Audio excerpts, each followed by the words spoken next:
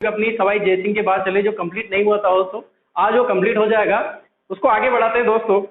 अपनी जो बात हुई थी दोस्तों, मैंने आपको बताया था कि यूनेस्को में जंतर मंतर को सम्मिलित किया 2010 में, और मैंने यूनेस्को के बारे में सब कुछ आपको डिटेल से बता दिया था कि कब इसकी स्थापना हुई थी और कहाँ पर इसका ऑफिस है, और इसके बारे में जो भी यूनेस्को ने जो अपने विश्व धरोहर में जो भी शामिल किए हुए हैं राजस्थान से, वो कौन कौन से हैं। वो भी लेटेस्ट जो जयपुर की बात करें कि जयपुर 2019 में जयपुर को यूनेस्को में विश्व धरोहर में शामिल किया है, ये बात मैंने पिछले वीडियो में कर ली थी।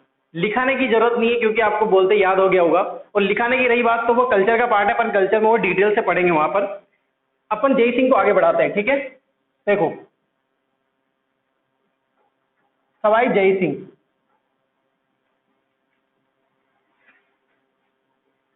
सवाई जय सिंह की बात कर रहे थे अपन दोस्तों, आज इसकी पढ़ेंगे अपन। निर्माण के बारे में बात कर लिया, अब इसके ग्रंथ की कुछ ग्रंथ देख लेते हैं। जैसा कि मैंने दोस्तों आपको पिछले हमेशा से मैं जय सिंह जब से पढ़ा रहा हूं, मैं बताता आ रहा हूं कि ज्योतिषी का बहुत बड़ा विद्वान था सवाई जय सिंह। इसको विज्ञान के शासक के रूप में दर्जा दिया गया है, इतिहासकारों ने इसको वैज्ञानिक शासक बोला है। यानी कि एक तरह से देखा जाए ना, अगर ये अभी के टाइम पे होता ना तो साइंस सब्जेक्ट लेता। कौन सा सब्जेक्ट लेता दोस्तों? साइंस सब्जेक्ट लेता, यानी कि इंटेलिजेंट था ये। सवाई जय सिंह बहुत ज्यादा इंटेलिजेंट था और साइंस में रुचि रखता था, इसीलिए इसने साइंस के नक्षत्रों का निर्माण करवाया। जंतर मंतर का, आप जंतर मंतर देखने जाओगे ना कभी भी तो आपको लगेगा कि यार उस टाइम में कितनी टेक्नोलॉजी से बनाया है ये, इतने साइंटिफिक तरीके हैं, इतने सारे उपकरण रखे हुए वहां पर, छोटे छोटे उपकरण, लोहे के इतने जबरदस्त उपकरण रखे हुए हैं। आप उनको देखोगे तो आपको पता चलेगा कि जय सिंह का दिमाग कितना चलता होगा साइंस में, यानी कि क्रिएटिविटी माइंड था इसका। देखो आप ग्रंथ की तो बात करें, इसके ग्रंथ की, ठीक है। इसमें पहला ग्रंथ की बात करें अपन, जय सिंह कारिका। कौन सी? जय सिंह कारिका लिखा था इसने ग्रंथ।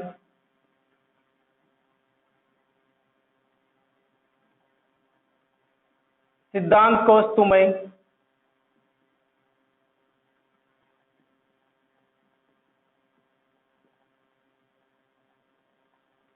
जय सिंह कारिका जो है वो ज्योतिष विद्या पर आधारित है। किस पर आधारित है? ज्योतिष विद्या पर आधारित है। अपन लिख सकते हैं ऐसा, ज्योतिष विद्या पर आधारित।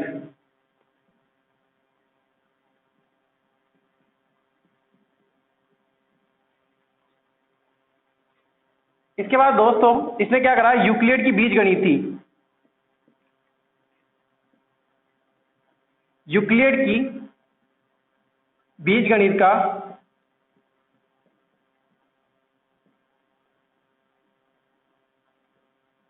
संस्कृत में अनुवाद किया था इसने।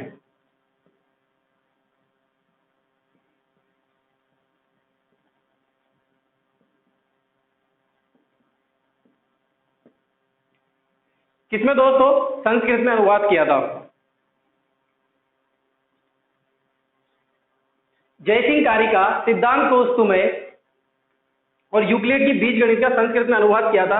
और जो जय सिंह कारिका है ज्योतिष विद्या पर आधारित है, ये इसके प्रमुख ग्रंथ है दोस्तों।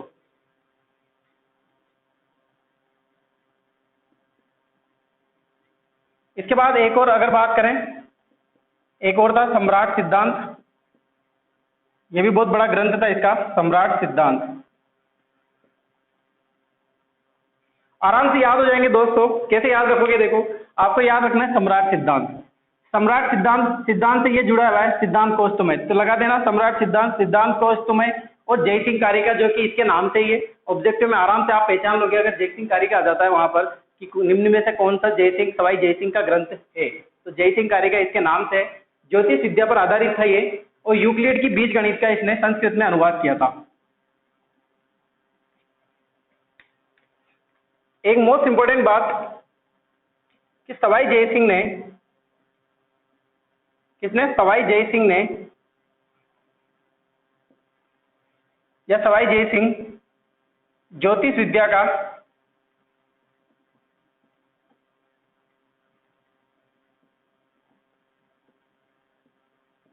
विद्वान था। इसने क्या करा, पुर्तगाल के शासक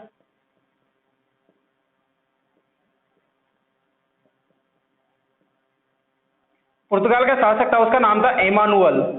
क्या नाम था दोस्तों? एमानुअल। एमानुअल से ज्योतिष ग्रंथ मंगवाए।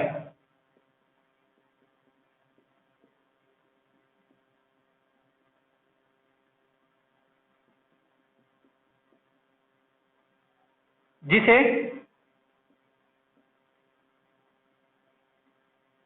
जेवियर डिसल्ला लेकर आया।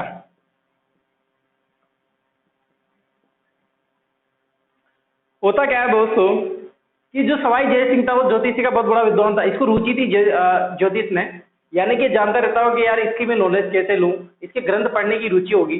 तो इसके पुर्तगाल के शासक एमानुअल को फोन किया कि यार भाई साहब आप तो ऐसा करो कि मुझे ज्योतिष ग्रंथ चाहिए आपके भी, कि यहाँ की तो मैं पढ़ चुका हूँ पर आपके मुझे ज्योतिष ग्रंथ चाहिए। तो एमानुअल जो है क्या है, इसका जो राजदूत रहता है, ये दूत रहता है जेवियर डिसल्ला। क्या नाम रहता है दोस्तों? जेवियर डिसल्ला नाम रहता है, ये इसका दूत रहता है। जेवियर डिसल्ला एमानुअल का दूत रहता है। अब ये तो शासक था, खुद नहीं आ सकता था कि धूप लगेगी, बाइक में ऐसे जाएंगे, बहुत लंबा रोड है, मैं तो नहीं जा सकता, ऐसा अगर तू कार लेके चला जा। तो उसकी कार लेकर आ गया था जेवियर डिसल्ला, कहाँ? जयपुर। तो इसने सवाई जयसिंह को ग्रंथ दिए थे। यानी कि मोस्ट इंपोर्टेंट लाइन है, बहुत बार पूछा जाता है कंपटीशन में, अच्छी लाइन है। सवाई जयसिंह पुर्तगाल के शासक एमानुअल से ज्योतिष ग्रंथ मंगवाए थे, जिसे कौन लेकर आया था? जेवियर डिसल्ला। याद ले जाएगा, ठीक है दोस्तों, पहले आप इसको लिख लो है ना।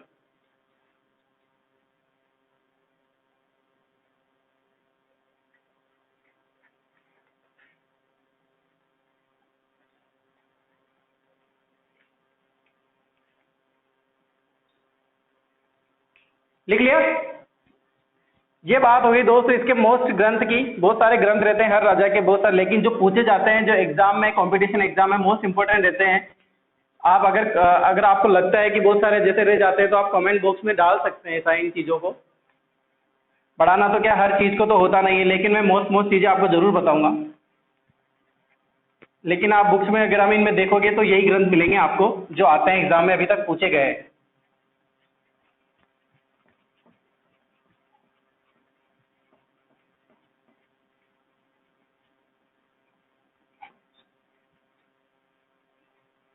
अब देखो दोस्तों, एक सवाई जयसिंह के बारे में एक और चीज जान लेते हैं। अश्वमेध यज्ञ, अश्वमेध यज्ञ क्या होता है दोस्तों? अश्वमेध यज्ञ आपने रामायण देखी होगी, उसमें भगवान राम जो है जब राजा बनते हैं, उसके बाद जब सीता को वन में छोड़ के आ जाते हैं, या सीता तो वन में निवास करती है और राजा जो भगवान राम है वो कहाँ पर निवास करते हैं? महल में निवास करते हैं। उसके बाद भगवान राम को बोला जाता है कि वो अश्वमेध यज्ञ कराए। किसको बोला जाता है? भगवान राम को। तो आपको पता होगा कि वो अश्वमेध यज्ञ कराते हैं, यानी कि भगवान राम की वंशज किस कौन कहलाए थे? कछुआ वंश कहलाए थे। तो उन्हीं का पालन कर रहे थे कि भगवान राम ने भी अश्वमेध यज्ञ कराया। तो सवाई जयसिंह के दिमाग में भी आता है। तो सवाई जयसिंह अंतिम हिंदू शासक था। कौन? अंतिम हिंदू शासक। सवाई जयसिंह अंतिम हिंदू शासक था जिसने अश्वमेध यज्ञ कराया था। इसमें क्या होता है दोस्तों कि एक घोड़ा रहता है, उस पर आगे लिख दिया जाता है कि ये घोड़ा यहाँ का है, यहाँ के इस रियासत का है और यहाँ का शासक ये है, और वो एक चेतावनी दे देता है कि जो इस घोड़े को पकड़ेगा उसे उससे युद्ध करना पड़ेगा, कि इसमें इतना सामर्थ्य किस राजा में है। यानी कि पूरे राजपूताने में इतना सामर्थ्य कौन रखता है जो अश्वमेध यज्ञ को पकड़ेगा, यानी कि छोड़े गए घोड़े को पकड़ेगा और उससे युद्ध करना पड़ेगा सवाई जयसिंह से। तो अश्वमेध यज्ञ की बात करें इसमें, तो पहली बात तो ये क्वेश्चन आ जाता है कि ऐसे शासक का नाम बताइए जिसने अश्वमेध यज्ञ कराया था अंतिम। तो वो आएगा सवाई जयसिंह। किसने कराया था? सवाई जयसिंह ने। अब इसकी बात करते हैं कि इसका प्रधान पुरोहित कौन था। क्वेश्चन पूछा ये जाता है कि इसका प्रधान पुरोहित कौन था? प्रधान पुरोहित, उसका नाम था पुंडरीक रत्नाकर। पुंडरीक नाम आते ही आपको जरूर दिमाग में आएगा कि एक पुंडरीक मिट्ठन भी था। पुंडरीक बिट्ठन बोलो, मिट्ठन बोलो, एक ही नाम है। तो पुंडरीक बिट्ठन मैंने आपको बताया था सवाई मान सिंह का, मिर्जा राजा मान सिंह का दरबारी कवि था, जो उसके भाई माधो सिंह के आश्रय में रहता था, यानी कि उसको किसका आश्रय प्राप्त था? माधव सिंह का आश्रय प्राप्त था, जो मैंने आपको मिर्जा राजा मान सिंह में पढ़ाया था। तो वो पुंडरीक विट्ठल अलग है और ये पुंडरीक रत्नाकर अलग है। ठीक है दोस्तों, हो जाएगा ना, कंफ्यूज नहीं होना यहाँ पर। पुंडरीक रत्नाकर इसका प्रधान पुरोहित था। इसकी बात करें पुंडरीक रत्नाकर की, तो इसने एक ग्रंथ लिखा था जिसका नाम था जय सिंह कल्पद्रम। जय सिंह कल्पद्रम की रचना की। बहुत अच्छी लाइन है। जय सिंह कल्पद्रम की रचना किसने करी थी? पुंडरीक रत्नाकर ने की थी। अश्वमेध यज्ञ समझ में आया क्या होता है अश्वमेध यज्ञ? प्रधान पुरोहित कौन था? पुंडरीक रत्नाकर। और बात करें इसके घोड़े छोड़ेगा, यानी कि घोड़े तो छोड़ने पड़ेंगे, चेतावनी तो देगा वो। किसमें सामर्थ्य है कि इसके घोड़े को कौन पकड़ेगा और उससे युद्ध करना पड़ेगा सवाई जय सिंह से। तो छोड़े गए घोड़े, यानी कि छोड़े गए घोड़े दौसा के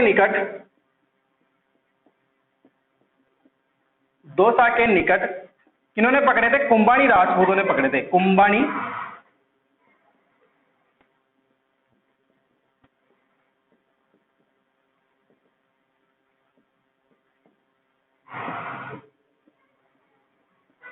ठीक है दोस्तों, ये हुई क्लियर किसकी बात? अश्वमेध यज्ञ की। लिखने की जरूरत नहीं है कि अंतिम हिंदू शासक था कौन? सवाई जय सिंह, जिसने अश्वमेध यज्ञ कराया था। ठीक है दोस्तों, इसके बाद बात करें दोस्तों कुछ महत्वपूर्ण तथ्यों के बारे में। महत्वपूर्ण तथ्यों के बारे में अपन बात करते हैं।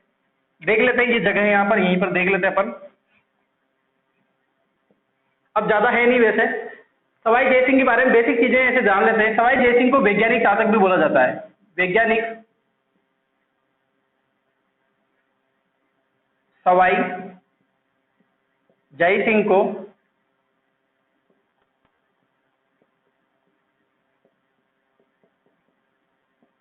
वैज्ञानिक शासक भी कहते हैं। किसको कहते हैं वैज्ञानिक शासक? सवाई जय सिंह को। इसके बाद इतिहासकारों ने इसे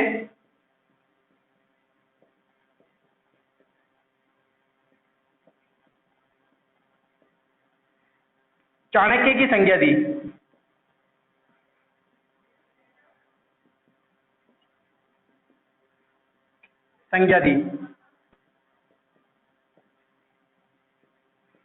चाणक्य की संज्ञा देने का मतलब ये होता है कि ये बहुत बड़ा राजनीतिज्ञ भी था, यानी कि चाणक्य जो था उसका दिमाग वो चलता था राजनीतिक पार्टियों में, ऐसे कि यहाँ पर क्या करना है, ऐसे करना है, इस चीज को ऐसे करना है, ऐसे युद्ध की रणनीति ऐसे बनाते हैं, ऐसे जीता जाता है, और ये सब चीजें कि इसका निर्माण कैसे किया जाना चाहिए। इसीलिए चाणक्य राजा की उपाधि किसे दी है? सवाई जय सिंह। इतिहासकारों ने दिए, ऐसा कोई नाम नहीं आता इतिहासकारों का। इसके बाद एक वैज्ञानिक रहता है डॉक्टर यदुनाथ। क्या नाम रहता है दोस्तों? डॉक्टर यदुनाथ। डॉक्टर यदुनाथ ने ज्योतिष राजा की संज्ञा दी। ज्योतिष राजा की संज्ञा दी, यानी कि डॉक्टर यदुनाथ की बात करें तो ज्योतिष राजा की संज्ञा दी। किसके अनुसार? डॉक्टर यदुनाथ के अनुसार, और इतिहासकारों के अनुसार चाणक्य राजा। लेकिन पूछा यह जाएगा कि चाणक्य राजा कौन था, ज्योतिष राजा कौन था, तो ये सब चीजें आपको सवाई जय सिंह के बारे में याद रखनी। उधर की बात होगी, इधर देख लो। इसके बाद इधर बात कर लेते, जगह नहीं है उधर। प्रथम शासक था सवाई जय सिंह। सवाई जय सिंह ने पुनर्विवाह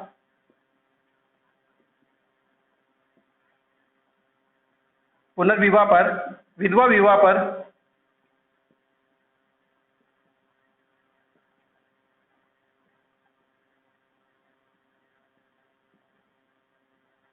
समर्थन किया।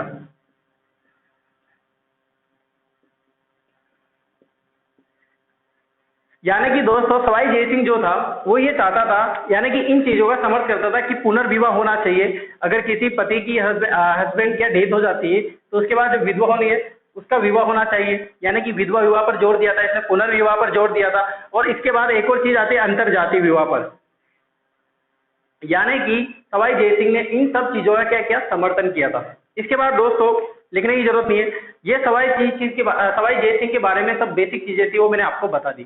सवाई जय सिंह के बारे में अब आपको अगर कुछ अलग से डिटेल मिलती है तो आप कमेंट बॉक्स में मुझे जरूर दें। सवाई जय सिंह की मृत्यु हो जाती है क्योंकि ये शासक रहता है 43 तक, यानी कि 1743 तक। 1743 में इसकी मृत्यु हो जाती है, और इसकी मृत्यु होती है तो उसके बाद कर्नल जेम्स बॉन्ड इसे बोलते हैं कि आज विज्ञान मर गया। ये सब चीजें हैं सवाई जय सिंह के बारे में। तो सवाई जय सिंह कंप्लीट होता है। इसके बाद शासक जो बनता है वो ईश्वर सिंह बनता है। कौन बनता है दोस्तों? ईश्वर सिंह बनता है। आप इसको लिख लीजिए।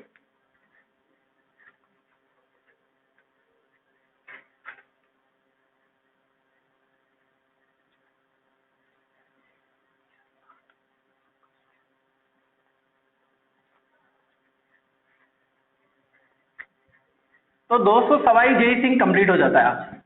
अब कुछ नहीं रहा सवाई जय सिंह के बारे में।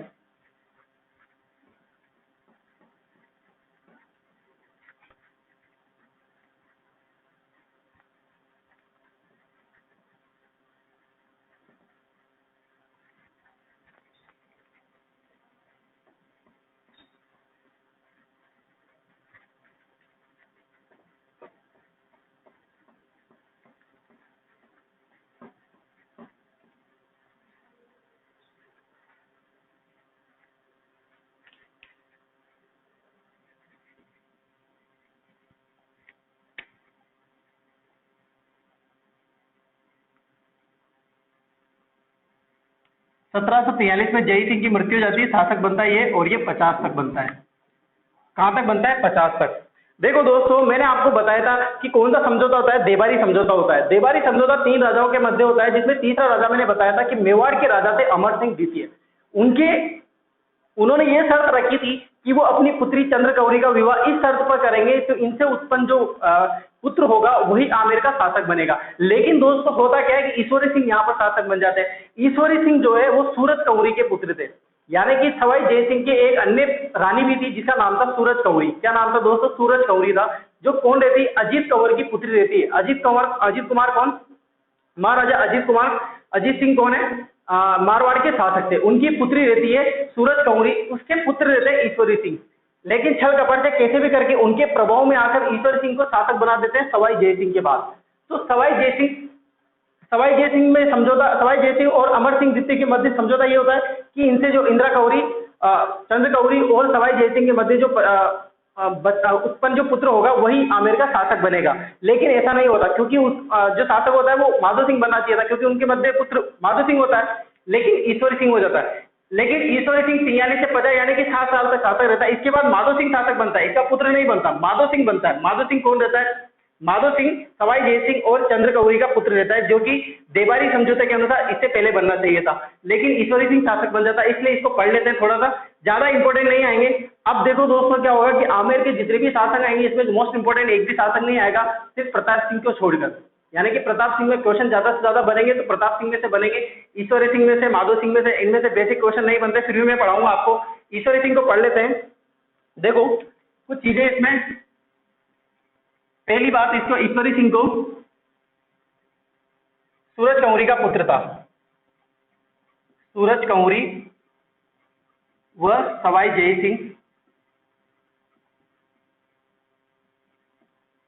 सिंह का पुत्र। सूरज कौरी और सवाई जय सिंह का पुत्र है कौन? ईश्वरी सिंह। इसके बाद दूसरी, इसे आमेर का या जयपुर का अभाग्यशाली शासक भी बोला जाता है। अभाग्यशाली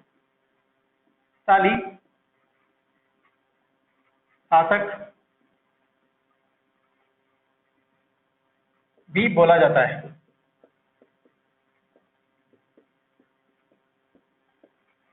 इसके बाद तीसरी बात करें, 1750 में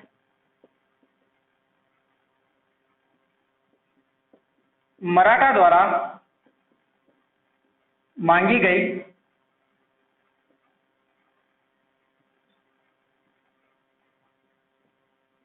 रकम ना देने के कारण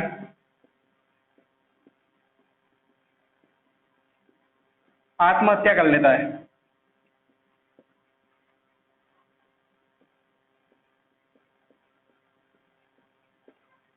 इसकी छतरी की बात करें दोस्तों, इसकी छतरी कहाँ है? चंद्रमहल में। कहाँ पर स्थित है? चंद्रमहल में। ये दोस्तों हुई बात किसकी, सवाई ईश्वरी सिंह के। लाइन से लाइन चलेंगे। देखो सवाई ईश्वरी सिंह बारे में मैंने बता दिया कि सूरज गौरी वो जय सिंह का पुत्र था। जयपुर का अभाग्यशाली शासक बोला जाता है। क्यों बोला जाता है? क्योंकि ये ज्यादा टाइम तक तो शासक रहा नहीं, वो 7 साल तक शासक रहा, तब तक इसके मराठा के आक्रमण हुए थे। अभी मैं जो खाली जगह दिख रही है ना आपको, अभी ये खाली जगह मैंने ऐसे ही नहीं छोड़ी है, इसमें अपन युद्ध की बात करेंगे दोस्तों। ऐसे आप डर गए होंगे कि इधर बस हो गया सवाई ईश्वरी सिंह हो गया, नहीं हुआ अभी। तो ये क्या हुआ, जब तक 7 साल तक शासक रहा ना, तब तक मराठा ने खूब परेशान किया इसको। तो मराठा यानी कि एक तो शासक बना इतनी मुश्किल से, वो 7 साल तक ही बना, तो ये क्या करता है, आत्महत्या कर लेता है। इसीलिए इतिहासकारों ने अभाग्यशाली शासक की उपाधि दी है इसको। तो सवाई ईश्वरी सिंह की बात करें अपन, तो इसने मराठाओं के आक्रमण की युद्ध, देखो मैंने आपको पहले भी बताया था कि मराठा जो आक्रमण करते थे वो सिर्फ पैसों के लिए करते थे। पैसे ज्यादा दे दो आप पार्टी बदल देंगे एकदम से। अभी होगा देखना कितनी पार्टी बदलेंगे ये।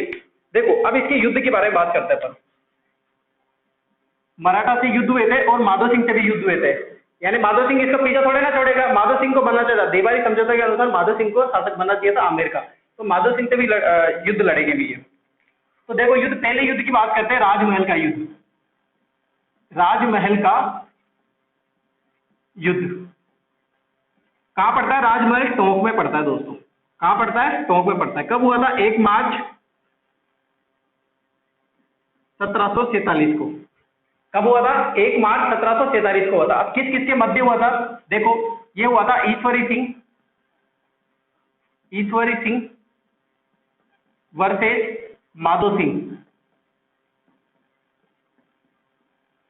माधो सिंह फर्स्ट, क्योंकि इसके बाद माधो सिंह सेकंड भी शासक बनते हैं आमेर के लास्ट में, इसीलिए ये फर्स्ट है। ठीक है दोस्तों। अब ईश्वरी सिंह के एक सेनापति रहते हैं दोस्तों, सेनापति।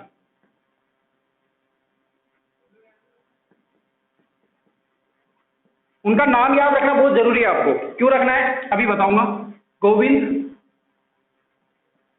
नटाणी।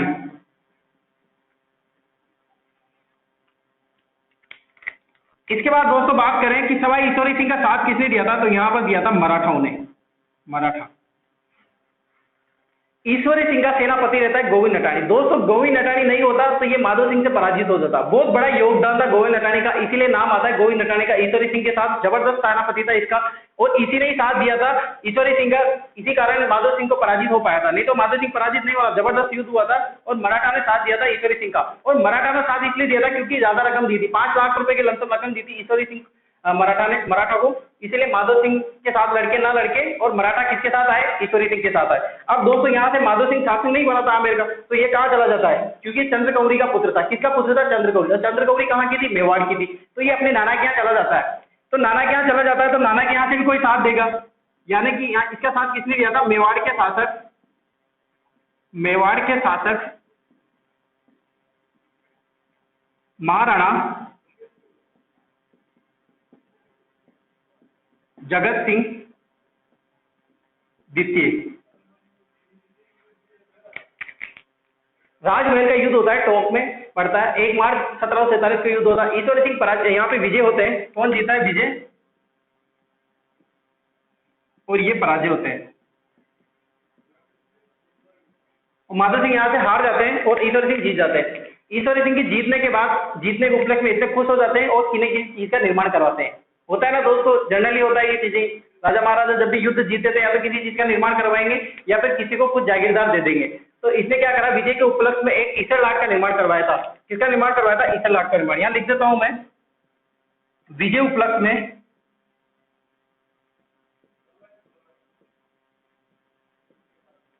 ईसर लाट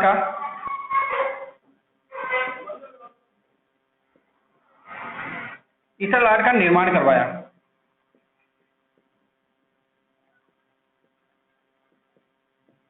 इसको त्रिपोलिया भी बोला जाता है।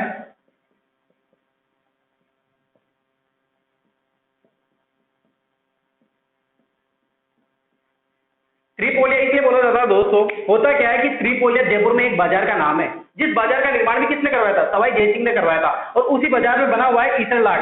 8 पिलर है, यानी कि देखोगे ना आप तो छतरी जैसा दिखता है। कैसा दिखता है? छतरी जैसा, एक खंबा है जैसे बहुत बड़ा। तो 8 मंजिल है। कितनी बिल्डिंग है इसमें दोस्तों? 8 बिल्डिंग है। तो किसके उपलक्ष्य में पूछा जाता है क्वेश्चन कि राजमहल के युद्ध के उपलक्ष्य में किसका निर्माण करवाया था? सवाई ईश्वरी सिंह ने। तो ईसालाल का निर्माण करवाया था। त्रिपोलिया का बोला जाता है। त्रिपोलिया मैंने बताया आपको किसलिए बोला जाता है, क्योंकि एक बाजार है, उस बाजार में बना हुआ है, और त्रिपोलिया बाजार का निर्माण भी किसने करवाया था? सवाई ईश्वरी सिंह ने करवाया था। इसके बाद दोस्तों और बाकी युद्ध हैं। इसके बाद पहले आप इसका स्क्रीनशॉट ले लीजिए।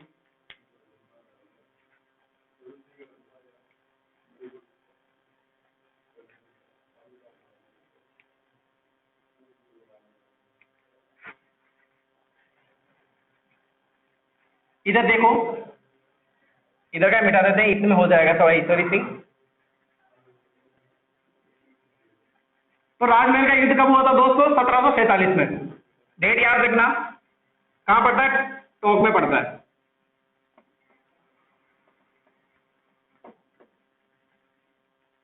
इसके बाद बात करें अपन, जो दूसरा युद्ध होता है उससे पहले मोस्ट इंपोर्टेंट युद्ध होता है, उससे पहले भी एक युद्ध हो जाता है। तो वो युद्ध मैं बता देता हूं आपको, मानपुर का युद्ध होता है। मानपुर का युद्ध होता है। कब होता है? 1748 में। वैसे ज्यादा इंपोर्टेंट है नहीं ये। क्यों नहीं है? क्योंकि इसमें कोई मतलब नहीं निकलता कि ये युद्ध क्यों हुआ था। क्योंकि सवाई ईश्वरी सिंह ने जो युद्ध लड़े थे वो सिर्फ माधो सिंह से लड़े थे और मराठाओं से लड़े थे। मराठाओं से युद्ध नहीं लड़े थे, मराठा परेशान करने लग गए थे इसे। तो मानपुर का युद्ध, मानपुर कहां पड़ता है? अलवर में पड़ता है। कहां पड़ता है? अलवर में। किस किस के मध्य हुआ था? ईश्वरी सिंह वर्सेस अहमद शाह अब्दाली। अहमद शाह अब्दाली के बारे में ज्यादा डिटेल से बात नहीं करेंगे, इंडियन हिस्ट्री का पार्ट है। आपको पता होगा पानीपत का युद्ध होता है तीसरा वाला। कौन सा युद्ध होता है? पानीपत का तीसरा युद्ध। कब होता है? 1761 में। याद रखना, अभी से कल से पूछूंगा फिर मैं। 1761 में पानीपत का तृतीय युद्ध होता है दोस्तों। उस युद्ध में जो मराठा से युद्ध लड़ते हैं वो अहमद शाह अब्दाली होते हैं। तो मानपुर का युद्ध होता है ईश्वरी सिंह और अहमद शाह अब्दाली। यहाँ पर विजय हो जाते हैं और ये हार जाते हैं। इतनी सी बात याद रखना। तीसरे युद्ध की बात करें अपन, तो ये होता है ईसालाल का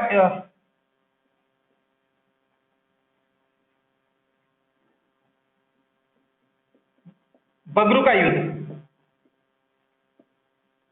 ये कब होता है? 1 अगस्त 1748 को ही होता है। कब होता है दोस्तों? 1 अगस्त 1748। बगरू कहां पड़ता है दोस्तों? जयपुर में पड़ता है। याद रखना है, बगरू कहां पड़ता है? जयपुर में पड़ता है। किस किस के मध्य हुआ था? देखो, ये हुआ था सवाई माधो सिंह वर्सेस ईश्वर सिंह। इस युद्ध में पूरा सिस्टम बदल जाता है। यहाँ पर होता क्या है, सवाई माधो सिंह, मैंने आपको जैसे कि बताया कि मराठा, अब यहाँ पर सवाई माधो सिंह जीत जाता है, विजय रहता है। मैं पहले लिख रहा हूँ ना, पहले लिखा मैंने, यानी कि विजय रहा।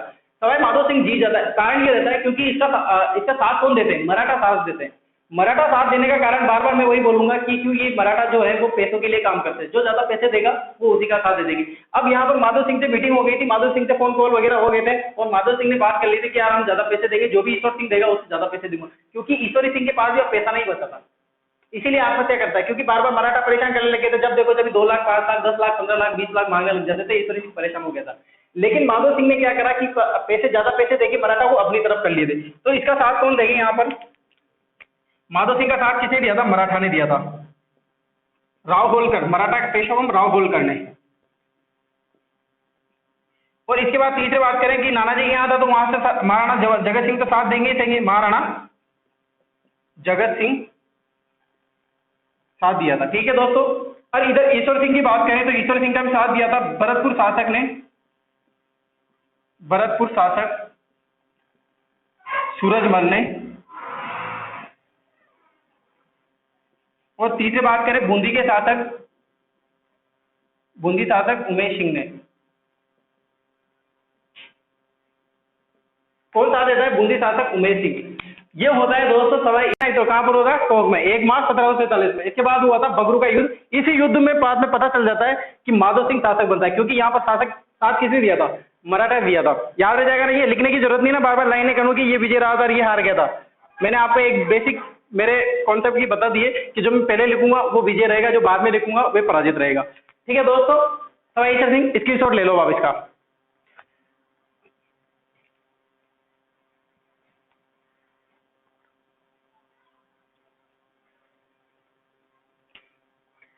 अब बात करते हैं अपन सवाई माधो सिंह की। ज्यादा है नहीं माधो सिंह के बारे में भी।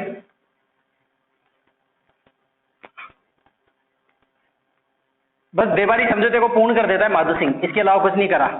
अमर सिंह राठौर की बात रख लेता है, अमर सिंह द्वितीय की बात रख लेता है मेवाड़ शासक की।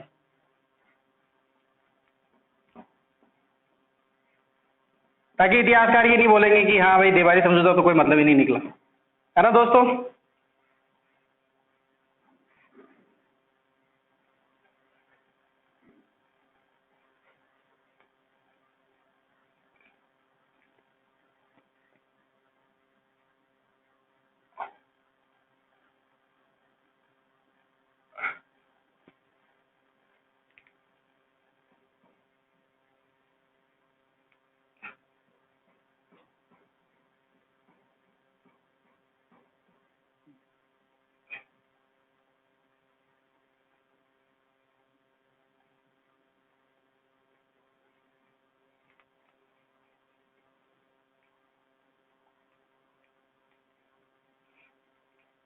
देखो सवाई माधो सिंह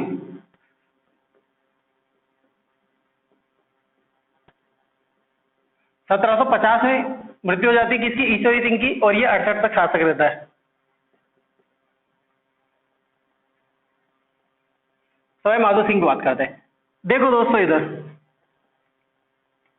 सवाई माधो सिंह किसका पुत्र था, ये सवाई जगत सिंह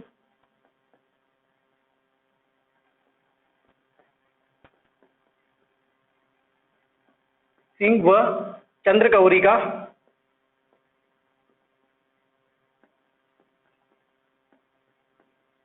चंद्रगौरी का पुत्र था। ठीक है दोस्तों, इसके बाद दूसरी बात करें अपन मोस्ट इंपोर्टेंट कि मराठाओं के समर्थन, क्योंकि मराठा साथ दे देते हैं किसका, सवाई माधो सिंह का, और इसमें योगदान किसका रहता है, शासक बनने में योगदान, शासक बनने में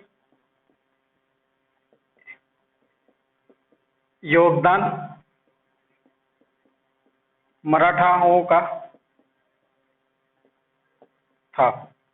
यानी किस किस का, राव होलकर व सिंधिया ने मदद की थी इसकी। सिंधिया, राणोजी सिंधिया ने और राव होलकर ने इसकी मदद की थी। माधो सिंह फर्स्ट है दोस्तों, ये फर्स्ट, माधो सिंह फर्स्ट।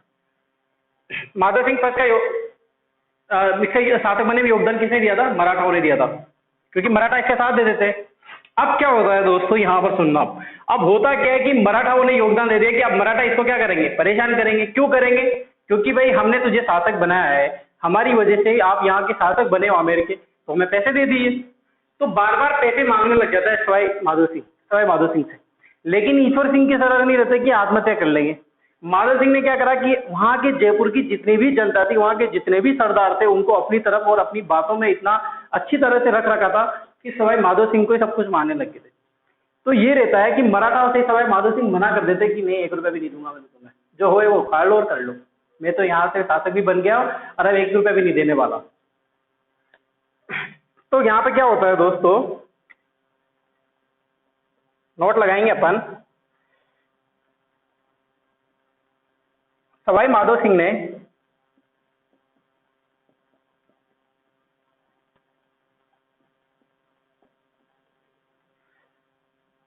सवाई माधो सिंह ने 10 जनवरी 1751 को जयपुर में मराठा का कत्ल-ए-आम करवाया। क्या होता है दोस्तों, मराठा पैसे मांगने लग जाते हैं। अब ये रकम नहीं देता कौन, माधो सिंह, तो मराठा क्या क्या आक्रमण कर देते, कहां पर, जयपुर में। तो वहां की जनता ने और माधो सिंह के सेनापति और सेनाओं ने कत्लेआम कर देते, यानी जहां पर देखे मराठा वहां से मारने लग जाते मराठाओं, यानी कि मराठाओं का कत्लेआम करवाया था किसने, सवाई माधो सिंह ने। कब करवाया था, 10 जनवरी 1751 को।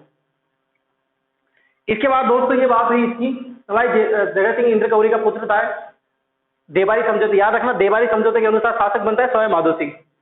मराठाओं का योगदान था, मराठा परेशान करने लग जाते, पैसे मांगने जाते, रकम मांगने लग जाते, लेकिन माधो सिंह देने से इनकार कर देता है और मराठा आक्रमण कर देते, कहां पर, जयपुर में। और आक्रमण करने के बाद माधो सिंह जो है वो इनका कत्लेआम करवा देता है। इसके बाद युद्ध की बात करें, युद्ध होता है इसमें,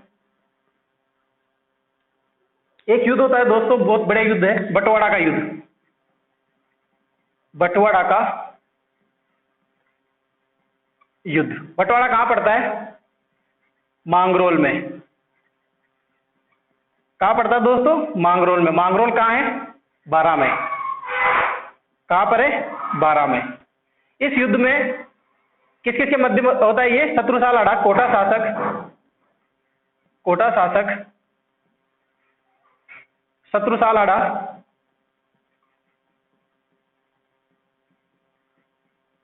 इसका साथ देते झाला जालिम सिंह,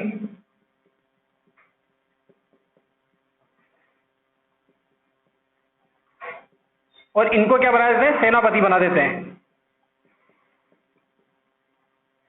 और वर्सेज किस किस के मध्य होता है? माधो सिंह के मध्य।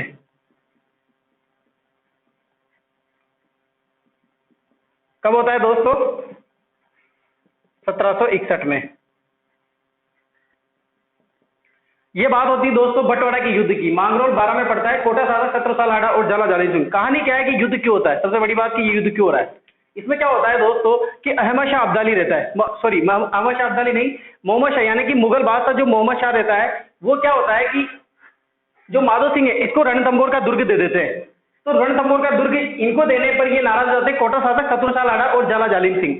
तो झाला जालिम सिंह का यहाँ पर बहुत बड़ा नाम आता है दोस्तों। झाला जालिम सिंह ने इतना जबरदस्त युद्ध लड़ा था और इन्हीं के कारण पूरे कोटा में या पूरे बूंदी में हाड़ौती क्षेत्र में झाला जालिम सिंह का नाम आता है। और सबसे ज्यादा इसी युद्ध में, यानी कि इस बटवाड़ा के युद्ध के बाद ही झाला जालिम सिंह का नाम उठ कर आता है कि झाला जालिम सिंह भी कोई है और इतना जबरदस्त शासक रहा है ये।